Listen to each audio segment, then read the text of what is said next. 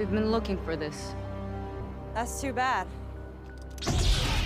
Hello and welcome back to the Comfy Corner. Today I've got another Ahsoka video. I've already covered the top moments from season 1, so today let's look at the worst moments. Let me know down in the comments what about the show bothered you the most, and are you still interested in seeing a season 2 or a movie? But no more waiting around, let's get into it. Here's my top 5 least favorite parts of Ahsoka season 1. Number 5, an abrupt end to Baylan and Shin. It was really hard to include anything related to Baylan and Shin on this list, but I really wanted to find out more about these characters. I know, right, who didn't? But not just what Baylan is searching for and what comes next, but where Shin came from. How did Baylan and Shin originally connect? And why would Baylan just completely leave her?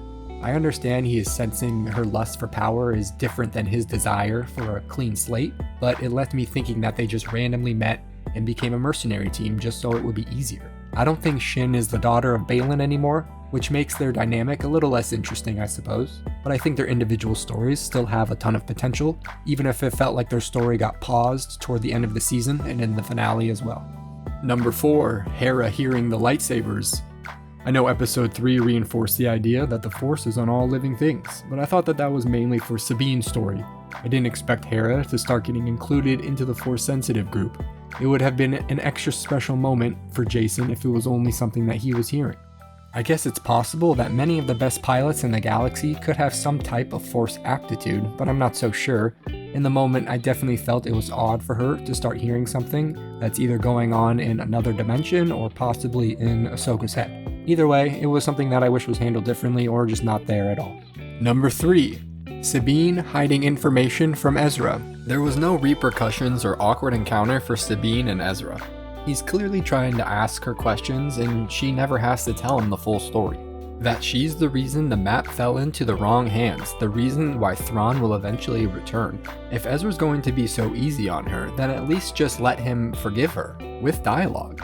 If something happened off screen, it wasn't really mentioned. There's a lot of missing dialogue in the series, and this is one fans will question for a long time. Number 2, Sabine getting gutted. Lightsaber damage has become pretty inconsistent in Disney Star Wars. I feel like part of the reason is because of so many young viewers and a fear to use the weapon that is so deadly. Sometimes it seems like the weapon does no damage, which is the case here, and other times you barely graze a stormtrooper, but they're dead. It's not always a completely world-breaking thing to watch, but you can't help but notice the inconsistencies. The more this trend continues, the more criticism it will garner.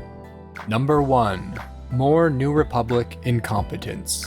It's basically a meme at this point, as much of a meme as Jar Jar Binks. The First Order is coming, and the New Republic has to be pretty stupid from the end of Return of the Jedi until the sequels for this to apparently happen. Leia gets so frustrated that she leaves and starts her own military, the Resistance. It'll be hard to reconcile the fact that they're about to potentially face off against Thrawn less than 10 years from a major conflict. Then we'll also have the stones to say everything's fine, only 10 to 15 years later, and let the First Order regain its power. So there you have it, my least favorite moments from Ahsoka Season 1, the top 5. And there's a few other head scratchers in there as well, but I don't really feel like getting into them today. You can sound off in the comments and let me know, what about Season 1 got on your nerves the most?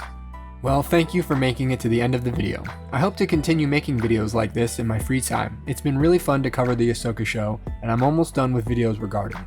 I only have a Season 2 predictions and hope video, and then also a Sabine video. So if you enjoyed this video, or any other video on my channel, consider subscribing for more Star Wars coverage, as well as the MCU and the eventual DCU. That's going to be all for now. Take care, I'll see you in the next video. May the Force be with you.